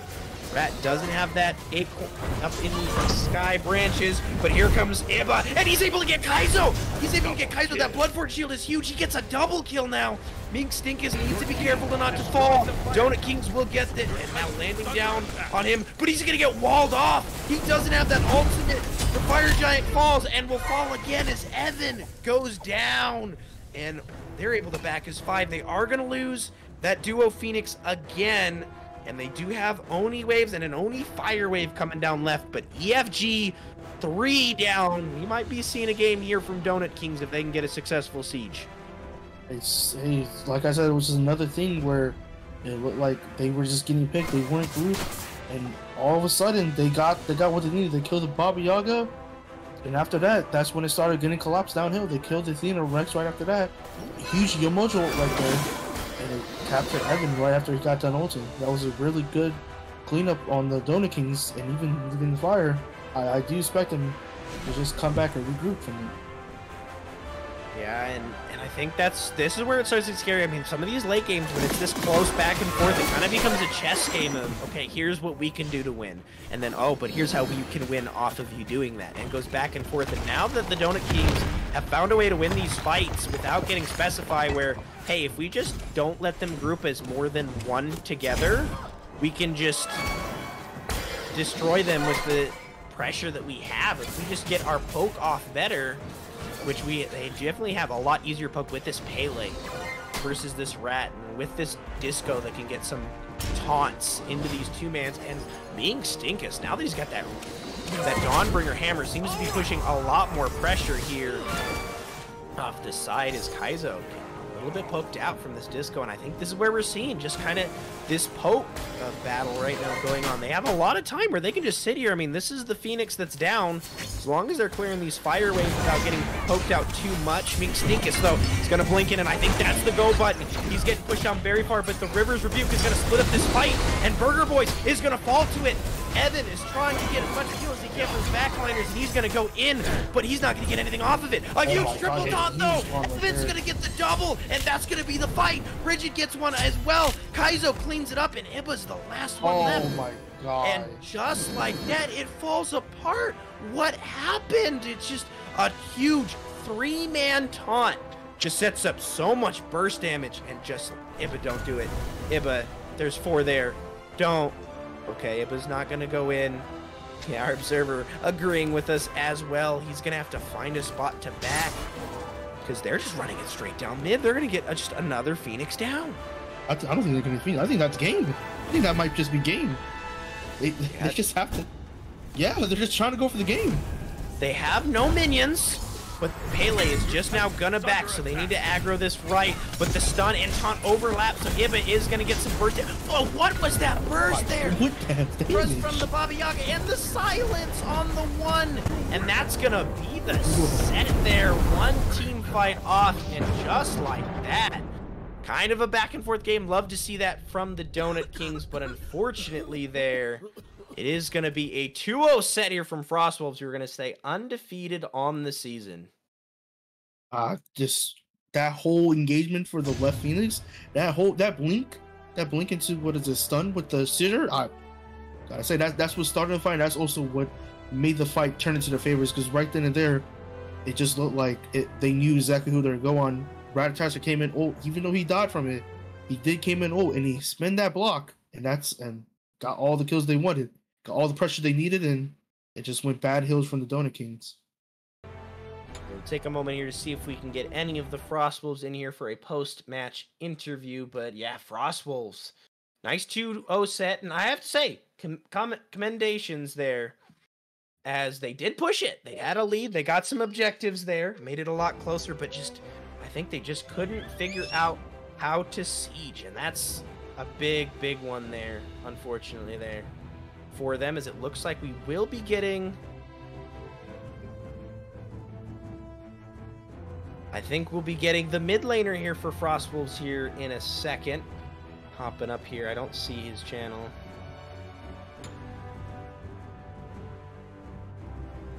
Be waiting here in just a moment here is, there we go.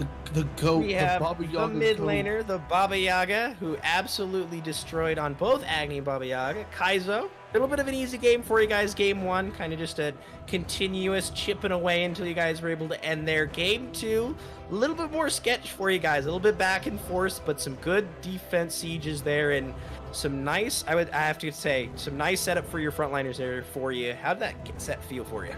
It's always a treat to play with this team, not only because they drafted me to play mid lane, which is something that I enjoy, but is not the role I traditionally play, but also because our team chemistry is some of the best I've ever had. This is an incredibly fun group to play with. There's a lot of good team morale going on at all times. It's never difficult to like make calls or communicate with each other because we're typically all on the same page, and I mean just knockout players at all roles, man. The fact that y'all are still sleeping on these men is just crazy to me. Yeah, definitely got yourself, I think, a very strong team, and the team you played, I mean, like I said, they got you a little bit in that second game. We saw some absolute disgusting burst, both in the first and second, off those Athena taunts specifically. You're talking about your frontliners there. Second game, though, a little bit more rough for you, getting some pushback there, and I also want to touch on the build. Doesn't seem like it's changed for you. To see your opponent over there, Chubby, kind of mix it up a little bit. How's mid lane feel for you as far as the items? Still feel pretty strong? I mean, it looked like you were just kind of chunking everybody still just as easily. Yeah, I actually went into this game not knowing that there was a patch that changed the mid lane, so I kind of figured that out partway through, but as of right now, it feels like the build that I have been going, the one that I went this game, I usually go Ob Shard instead of Divine Ruin, but still the same general build path. still feels pretty good. I mean, I don't think that it's as incredibly strong as it was back before the changes. I think it's still viable, and I think it's still a very effective way to play characters that can use proc effects reliably, stuff like Agni, stuff like Discordia, Tiamat, Merlin, stuff like that, but probably going to want to venture into some alternative options for more conventional mid laners. Like, it didn't feel great on Baba Yaga like it did on the Agni, so I think it's still probably fine, but perhaps looking to swap things up going forward. All right, well, something sounds like you got a little bit of theory crafting to do, so we'll have to check back in with you maybe next week, see how it feels, but kind of wrap up this interview. You had, a good set. Your next set is going to be up against the Patricians, who did play the team you just played and did get 2-0'd. Well, they did have 2 subs. So how are you feeling going into next week? Obviously, you seem very content with your team, very excited to play with them. So I'm assuming feeling pretty good going into week 3, undefeated and having not dropped a game yet. Yeah, I mean, there are some showings that were potentially blinded by hubris at times. There were some very not small, but very fixable mistakes, I would say, that a bunch of people on our team made that game, myself included. Like, I fully underestimated the burst potential of the Pele level 2, and a couple of different times, I only died the 3 times, but every time I was surprised as opposed to understanding why it happened.